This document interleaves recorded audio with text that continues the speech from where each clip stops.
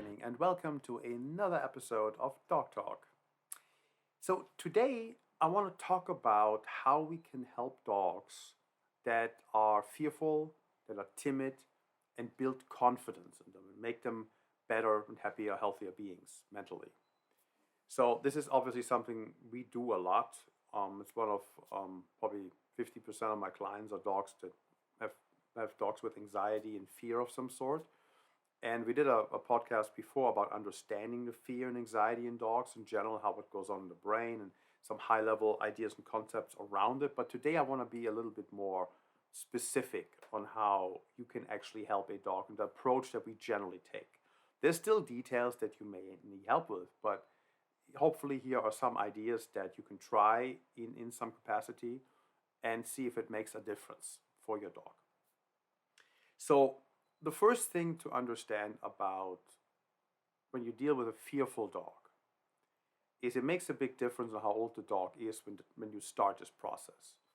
So, if you notice any kind of timidity or anxieties and fears in a very young dog, so even like 8 weeks old, you may be looking at a fear phase, or maybe just a week where you just need to help the dog be comfortable for a week and it just moves right through it.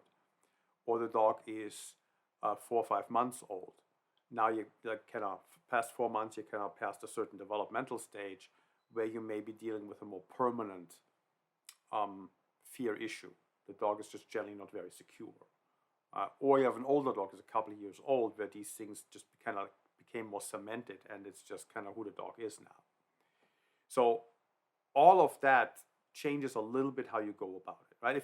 If there's and there could be events, so you could have a fear-producing event, something traumatizing happen to that dog at a very young age. If it's super early, it could potentially become imprinted, and then it may be very difficult to help this dog down the line.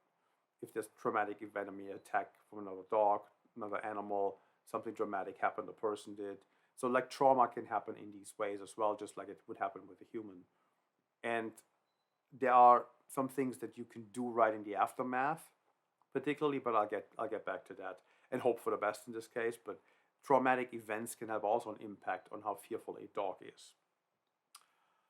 But so the main first thing to understand about when you have a fearful dog, there is a huge genetic component to that.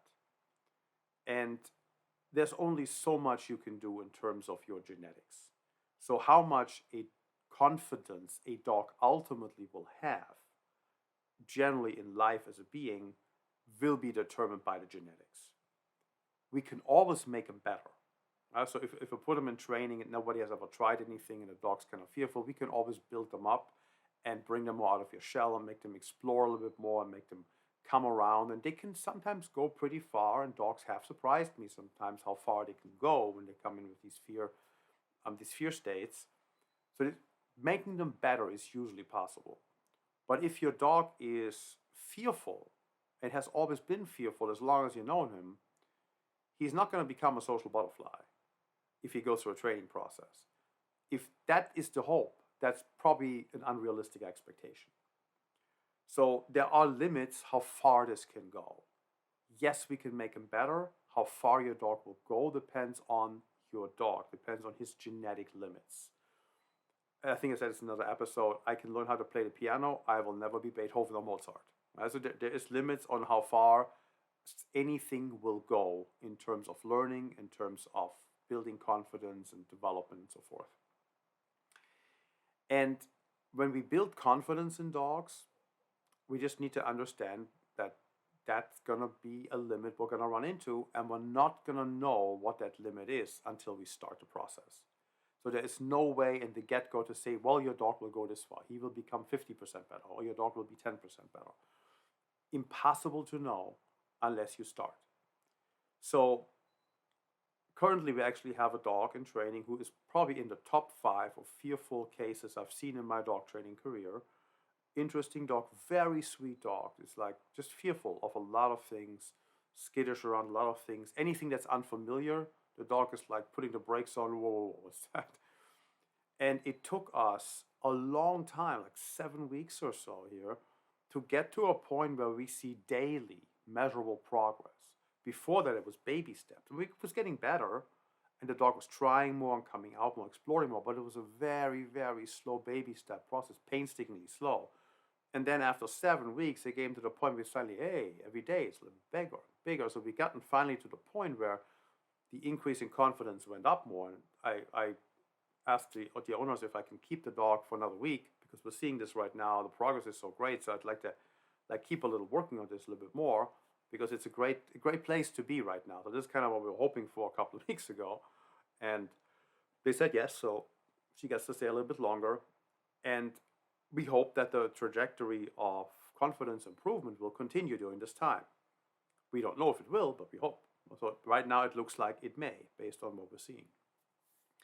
So that's a little bit of a background, so you have a realistic expectation on how far confidence building can take you. So we can always make them better. I've never seen a dog not becoming better. How much better? There's no way of knowing until you try. And trying, you should. However you go about it, you should absolutely try to make your dog to become as confident as they can possibly be.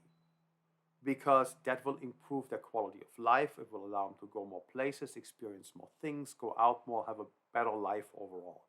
If you're a fearful person and just sitting in your apartment all day long and cowering at the sound of everything and just hiding in a corner, that's not a great life. Yeah? If you're at least able to go out and go to the store and maybe sit at a coffee shop every once in a while or talk to a couple of friends, your life quality will go up. So it's getting yourself to a place where you can experience as much as possible, knowing you're not going to go to Disneyland, knowing you're not going to be going to a parade or a concert, because that's too much for you. At least you can do something. And it's the same with your dog. Let's try to give them as much freedom as we can, improve their life as much as we can, so they can have a richer experience, a better quality of life. And that's what ultimately comes down to. So building confidence in a dog, the whole point to me is to give this dog a better life quality by allowing them to be able to go more places and experience more things and just go out there more. If you can get a dog to the place where they can go hiking on the trail, I mean, that will improve their life quality drastically from just being at home in the backyard, right? So that's kind of the reason why we always should try to take them as far as we can, but yet have realistic expectations. We won't know how far my dog will go, but let's try because it will have a better life. It will make them better beings. So a couple of principles that go into building confidence in dogs. So first one is there is successive approximation is one of the things that we use in this process. And successive approximation means I can't get my dog to do X, but maybe I can get him to do a little step towards X. So if X is the goal, but I can get him 0.1% closer to X, every time I try, I get a little bit closer, a little bit closer, a little bit closer, I'm making progress. And that's the path that this usually goes. In the beginning, it is very slow. And at some point, it's no longer the 0.1 step. It becomes a 1% step, and it becomes like a 5% step, and a 10% step. And then the increases in my dog's ability to try things and challenge themselves go bigger and bigger and bigger, and it goes faster and faster and faster. But in the beginning, it's slower. And we have to just go step by step. Whatever your dog can do. So let's give me a more concrete example. So let's say I want to build some confidence, and I see my dog is challenged around a vacuum cleaner. He's afraid of the vacuum cleaner, let's just say. And that's even common with some dogs that generally have no other issues. It's just like they're confident in general, just the vacuum cleaner scares the crap out of them for some reason. And so successive approximation in this process would go something like this. And I bring the vacuum cleaner out, and I put it somewhere in a corner, stands there, it's not on. And I get my dog in the same room, and I have to have him on a leash, and I'll do something with my dog that my dog enjoys. So let's say my dog enjoys playing tug of war with me, or he enjoys playing fetch or food games. at this point, it's not about what particular approach of training you use. Pick something your dog really loves doing. And in the play-based podcast, we talk why we play is usually what we try to do. But let's say you play food games with your dog, you throw food around and give him food. Fine approach for something like that too, if your dog responds to it. So now I would try to play with him and play my food game as far away from the vacuum cleaner as I have to go for him to be able to play. And then we're trying to get a little bit closer and closer and closer and closer. And let's say it's food, and we start throwing food around and then closer and closer to the vacuum cleaner. And at some point, he'd be a little hesitant. Well, that's a little, I don't know, there's that thing, the thing that scares me. And then maybe I'll move a little bit backwards. Or I coach him, hey, no, come, buddy, come, you can do it, you can do it. Come, let's go together. I'll go with you. And I'll walk with him, maybe I'll hold him a little bit and be like, hey, see, there it is. And try to get him to work or eat the piece of food or get the ball or get the toy or get the tuck toy or whatever we're doing a little bit closer from the vacuum cleaner. And closer and closer and closer. And at some point through this process, he will be able to just get it from the vacuum cleaner and not care about the vacuum cleaner standing silently in the corner. But that is successive approximation. So I work my way up at whatever distance I need to start at and just go. I reduce the distance in this case. The next thing you may do is take the vacuum cleaner now and have them in the middle of the room. Now my dog's comfortable with the damn thing. It's still not on, but now it's in the middle of the room. And we do the same thing. And then maybe we turn it on for a second and then turn it back off. And then my dog will go.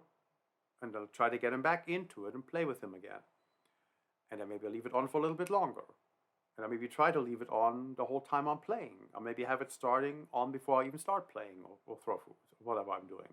So it's all about making my dog comfortable with the lowest level of disturbance per se my dog can handle in this moment. And work my way up. And see, more, closer. And at some point, take the leash and stand next to the vacuum cleaner. Don't let him pull away. Wait a moment and turn it off and go do again the fun thing he enjoys. But we get him comfortable tolerating this thing that he's afraid of. If it's a particular thing like that. So that is an approach that we sometimes take when it comes to specific things. Like a vacuum cleaner, a trash can, a ladder. It could be all kinds of things the dog's afraid of. Now, this is a specific item. I'll get to the more general fear of everything in a moment, but it's part of the journey, when you have a specific item. And in this process, the other principle there is success begets success. So my dog learns that, no, I can do this. So there is like this understanding, no, I have ability. I can do stuff. I can actually do things. I can accomplish something like that. I can overcome something like that. And that is psychologically very powerful. Now, we often build this up with play first. So we try to play with the dog completely without any distractions and just get a game going that really builds them up per se, increases their confidence, allows us to challenge them, put up obstacles in the game, and build confidence completely outside the context of the scary things. So again, successive approximation with something. Let's take a game. I play fetch with my ball, I throw the ball, and the dog brings it back. Now, he's a little timid around certain things. So I may throw the ball, let's say I'm doing it outside, under some patio furniture. And then I coach my dog and help him to pick that up. Maybe I pull it out a little bit. Maybe I just encourage him. We go there together, pick it up together. I show him a few times and then encourage him to do it himself. And show him, no, you can pick it up there, that's fine. Or it goes in the rose bushes, or it goes on the grass, or it goes someplace next to a tree, something he may not want to go to right away. But now he wants to play a game. That's interesting, that he enjoys. And he will be more willing to explore that because it's worth doing. So you try to expose your dog. You try to build it up in a way that he loves it, but then you try to expose him to more and more challenging scenarios under which to play and under which to grab the toy from under something or out of something, or the food out of an area he normally doesn't want to go under, or an area he doesn't want to go into. And you coach him, meaning you point at it. You encourage him verbally. No, let's go, buddy. Come, let's go together. Maybe take him by the leash and we'll go together there. And then point at it and pick it up and give it to him. Go back out and then throw it there again. Try again. Until he gets to the point where he's willing to do it himself. we use Amazon boxes quite a bit, or shipping boxes. So we put them on the ground and we throw some treats in there, and or a toy in there. And the dog initially may not want to stick his head in this damn weird box, right?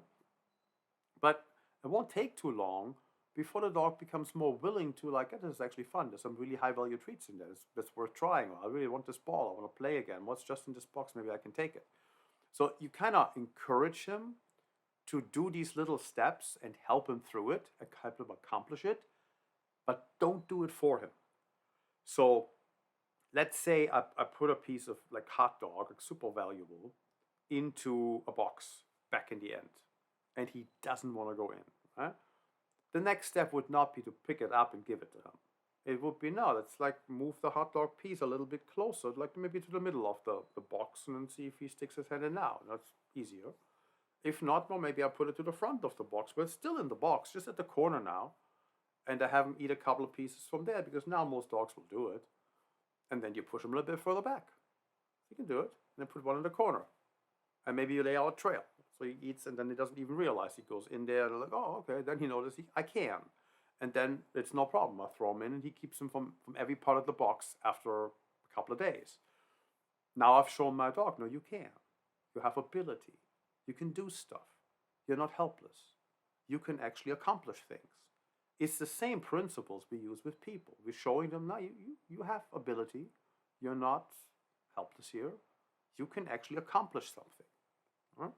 So that's kind of a principle that's also used a lot, and it works quite well if you just take your time. Don't get impatient. Don't get frustrated. It can take weeks sometimes. It depends how fearful your dog is, but it'll work.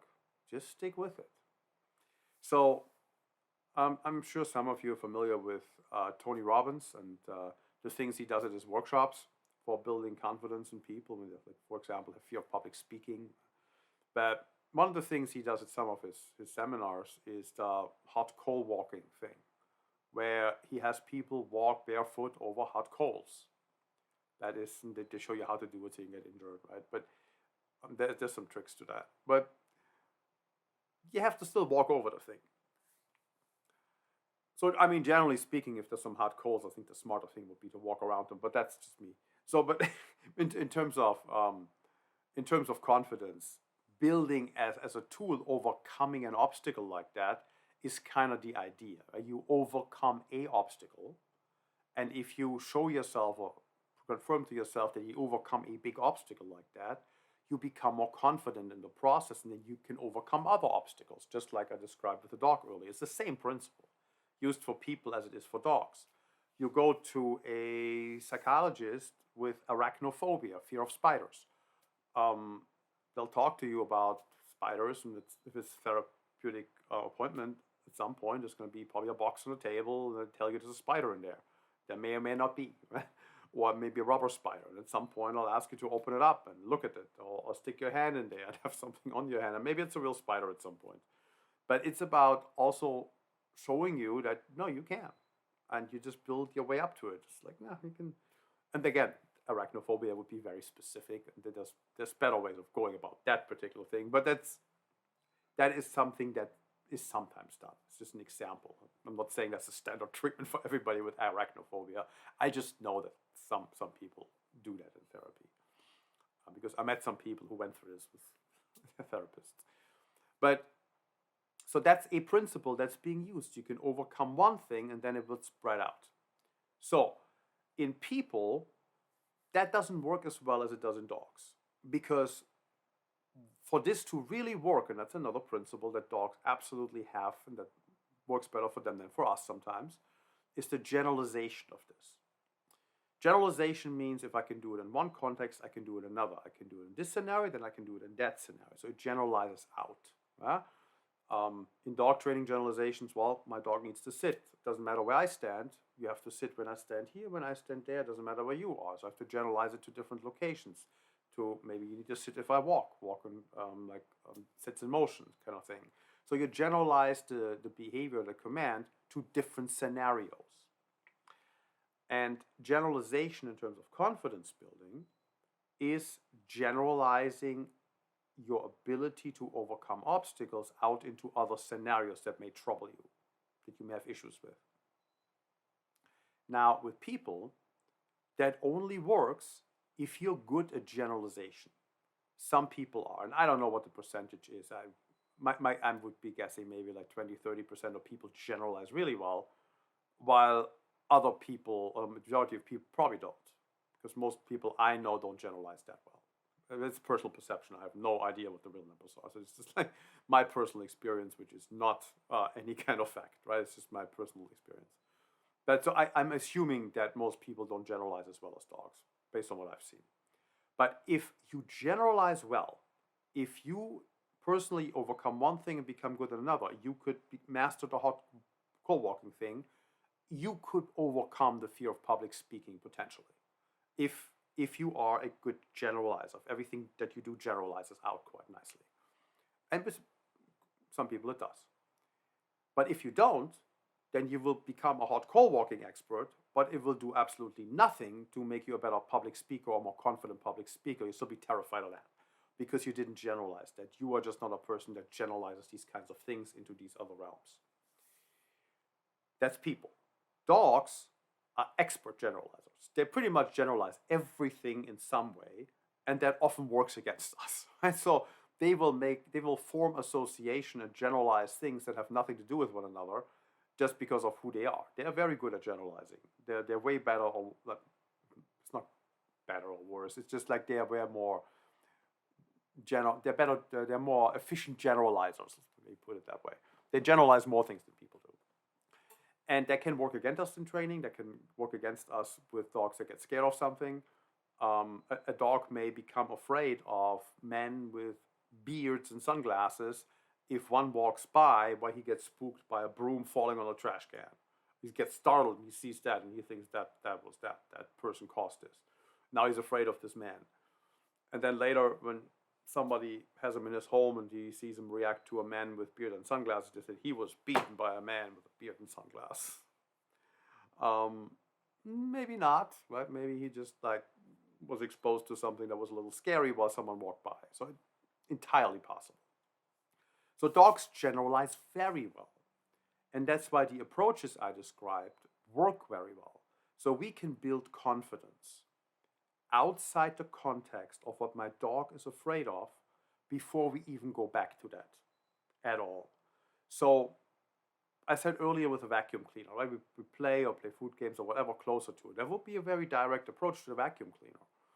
But if my dog is not just afraid of vacuum cleaners, but all kinds of things, that's not feasible. I can't do it with everything, right? And even with a vacuum cleaner, I wouldn't necessarily start with a vacuum cleaner. I will play with the dog and build a good dynamic and put up obstacles in that game that my dog has to overcome. So when we talk about the aspects of play, which is searching, stalking, chasing, fighting, celebration, and consumption, the fighting part is the part of overcoming obstacles. And it's the part of the hunting sequence where the thing that you caught is fighting back. As you catch the rabbit's trying to claw its way out of it. He's not just gonna give up unless you have a kill bite right away, and the rabbit's alive is trying to fight its way out of your mouth. So overcoming that obstacle and not giving up in light of that thing you have to deal with now that's trying to get away from you is the fighting aspect of the hunting sequence. And that fighting part is overcoming obstacles. That's what it's about. Overcoming an obstacle, perseverance in face of resistance. And that can be done completely outside the context of the thing we're trying to go after. So if I play the game and I mentioned I throw the ball under a bush or under a table or in a box or something, in a place where my dog is hesitant, and I coach him to accomplish it and get it and do it anyways, and I get him to become more confident with this particular thing, it will absolutely affect other parts of his life. So they will generalize their higher level of confidence, their understanding now, man, I can do stuff, I can do things, I have ability. I'm not this fragile thing that I thought I was. I can actually accomplish stuff. It will transition out into other areas. They become more exploratory. They become more willing to give it a chance and try more things and go after more things. And yes, it's a slow process, but it absolutely works. I've seen it, I don't know how many hundreds of times I've seen this. This is how it goes. It starts off super slow. You do it completely outside the context of the problem. You get to a good solid level of confidence in this new thing, and then you try other things. And we make it harder and harder and harder. And then you try more things. And then after you've accomplished a good amount of that and your dog seems to be overall more like interested and willing to give it a try, go back to the things that are more scary. So maybe now you can accomplish those. And maybe the first time it still doesn't work, but you'll probably see him, he can tolerate it longer, or is the reaction is lesser, or you almost can get him out of it. So you'll see some progress in that regard, and you work from there. Maybe take another step back, another step forward, another step back, smaller step back, another step forward. So it goes back and forth, and your dog will become as confident in this process as your dog can become. As I said, there's going to be a limit, and the limit is his genetics or her genetics. So your dog will be able to go as far as their genetics allow. Whatever that limit is, you don't know until you try. And I've never seen it not work. And I've been doing this for 18 years, and I've never seen it not work. It always works. The question is, how far will the dog go? Some dogs went less far than I thought. Some dogs went way further than I thought. Some dogs takes longer sometimes than you want it to, but as long as you're moving towards better improvement, as long as it's getting better in some way, you can do it longer, reacts lesser, it's not as intense, it's whatever the improvement looks like. It's not just today it's there, tomorrow it's not. That's not how it goes with dogs, that's not how it goes with people.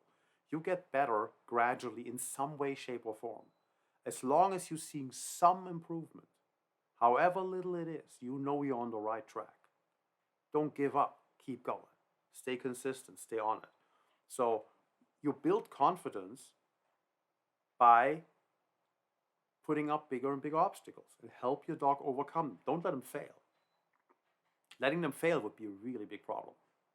Whatever obstacle you put up, if your dog absolutely cannot do that, you help him by making it as easy as you can make it, but you ask him to do something of it. Just something of it. Even if it's not the whole thing, that doesn't matter, but you got to do something of it. I'll move it closer, bring it back out, make it easier, help you, be there with you. Maybe I'll just like put it right there where you can grab it, but I'll coach you through it. I'll be your coach. I don't do it for you. You got to overcome something and build on that and build on it and build on it and build on it. Your dog will get better. And we do this a lot. And sometimes you have to experiment. And people have tried these kinds of things and they just didn't get far enough. They needed help. And that's what we're here for. We do this obviously professionally. So we'll have other ideas that you may not have. But this is something you can try. You can always try that first. Build confidence by helping overcome something and see how it translates out. Some things will be valuable in that regard, others may result in lesser outcomes. But you don't know until you try. That's the key thing. Try to help your dog overcome something. And the main mistake, that's a mistake. The main mistake that I've generally seen that most people take is they feel sorry that your dog is this fearful being and they just let it be. You don't want to go here, then let's not go. You don't like this, let's not do it. They just avoid everything. And if you never challenge anyone to be better, they won't get better. They will be stagnant and stay where they are and they won't improve. If you push them, they can improve. You just can't overwhelm them. Always challenge your dog. Never overwhelm them, because that will set you back.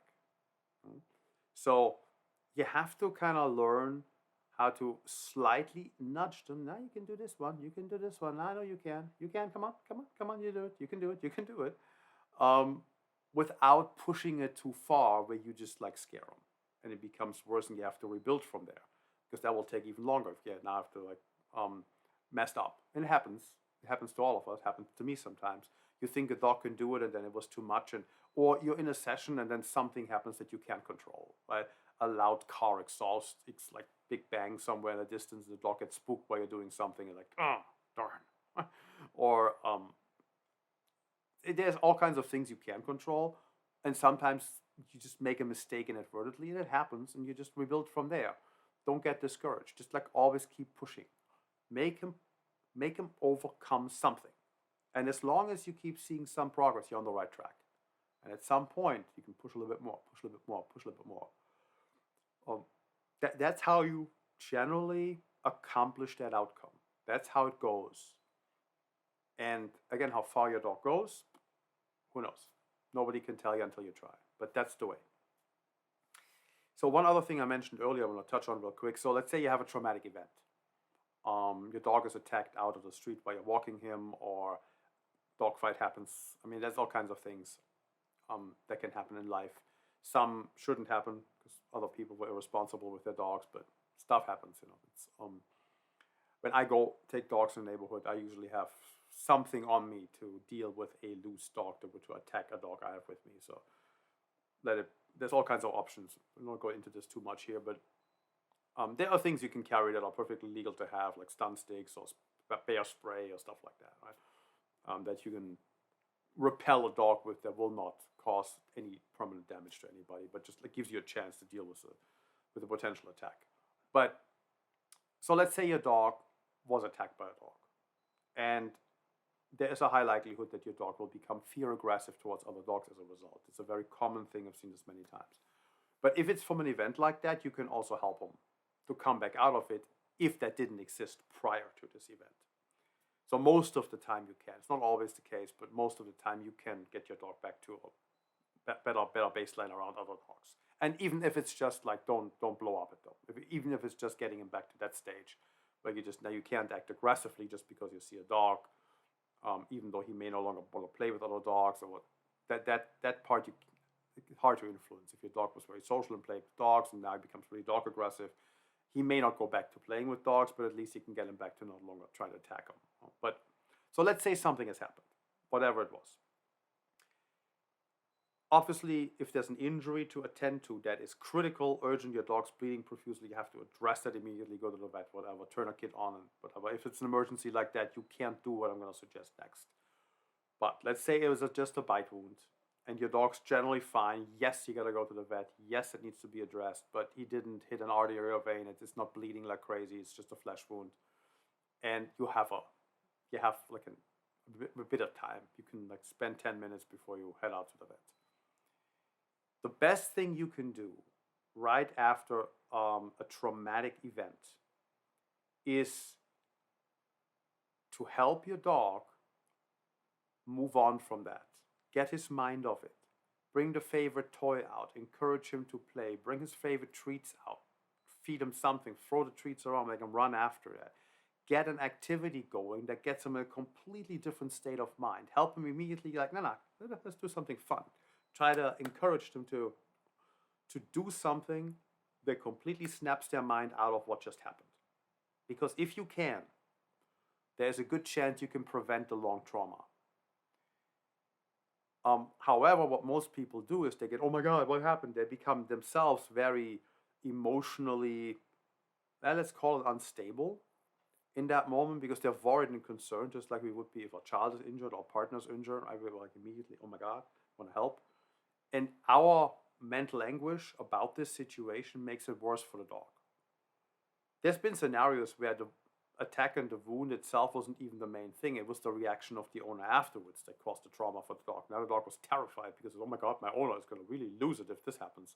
So if I see another dog, this must not be good, right? Even if the attack itself wasn't the most traumatic thing for the dog. But it usually is. And this is a psychological aspect, not the physical wound. But if you can engage in activity right after a traumatic event that helps your dog come out of that and get him to chase a ball, tug a little bit, and just like a couple of minutes, like 5 minutes, 10 minutes, and then go to the vet, it would be the best possible thing to do. It can help repair the damage or prevent the damage that psychologically otherwise could be but could be manifest in this moment. So I hope that makes sense. So like immediately after, try to play with your dog in some way, have a fun interaction, do something good, get his mind off it, and engage him in a good way that he can or she can forget about that. And Yeah. So that's the other thing. And one thing that I forgot to say earlier with the food, when you do the throw food around, having higher value food can also be an effective item, an effective component of the strategy. So let's say you already give your dog high quality treats. Let's say freeze dried liver is something high quality treat, and your dog gets it in training. It's familiar with, he loves it. So if you now want to help your dog overcoming confidence, maybe he won't do it for freeze dried liver because it's always available. He doesn't really have to overcome the obstacle because he knows, you're giving me that later when we have some other training sessions. So I don't really have to push myself. If you now come with freeze dried rabbit or freeze dried venison or freeze dried lung or something like that, something he's never had before, or fresh hot dogs cut up or cooked chicken or something like that, right? Or if you're feeding raw, even like raw meat, hot dogs, or not hot dogs, like ground beef or something like that, we've done that too. If your dog is a raw food eater per se, you can come up with additional raw meat, things that they normally don't have. So you add the value of the item goes up, that also helps. It make the dog want to maybe explore it more, push a little bit more than they otherwise would. So if you just come with the same treats you always use, that may not work as well as a higher food item. And as I said earlier, I try it with play usually, so it's not that I'm resorting to food um, all the time. But with fearful dogs, food is often a starting point. You just get them out, throw the food around a little bit, like the treat chase game, and get them chasing after something they can eat that is of high value, higher value than they're normally used to. So it's novel. And novelty is a component that can play a big part of helping a dog, or being the dog willing to, hey, what is that? That smells terrific. This is scary, but man, maybe that's worth exploring, kind of thing, right? I never had that before. It smells really good. This is a box. I don't know about this, but man, this smells good. So like, I'll try. He's helping me. Okay, I think I can do this one. So like that is that kind of like how this goes, right? I can try to increase the value of what we're offering. That will make him wanna apply himself a little bit more, trying to get to it. So it's also a strategy that's helpful. So I forgot to mention that earlier when I mentioned food in the box kind of thing, hot dogs in the box. But yeah, so those are a couple of things, a couple of strategies, and the general principles of how we do it when we do it here. And we'll try all kinds of things. I mean, play is the first level, and then we go from there and see what else we can build and what we can push and how far we can go. And it's a balancing act because you can't overwhelm them; they will set you back. Then you have to rebuild. But it always works if if you're just patient and steady, and keep pushing just a little bit more, a little bit more, a little bit more, until my dog is willing to explore bigger and bigger obstacles and overcome bigger and bigger challenges. So that's the general approach, general principles. Couple of concrete examples on how we go about it when we do it here. And yeah, if you have a fearful dog, it's worth trying and seeing where it takes you. And if you can accomplish it yourself, no shame in that. You're not a professional, and hire a dog trainer who is good at that. So happy to help. We do virtual sessions as well. It can actually be great to work virtually with a fearful dog because you can work remotely in an environment he's super comfortable in. So we do actually a good amount of virtual trainings this way, and it can be a great starting point, even if you end up working in person at some point. But having the dog in a comfortable home environment and try these things make a big difference with a public park right away, right? So, okay, I hope that was helpful and you got something out of it. And I'll see you next time. Bye.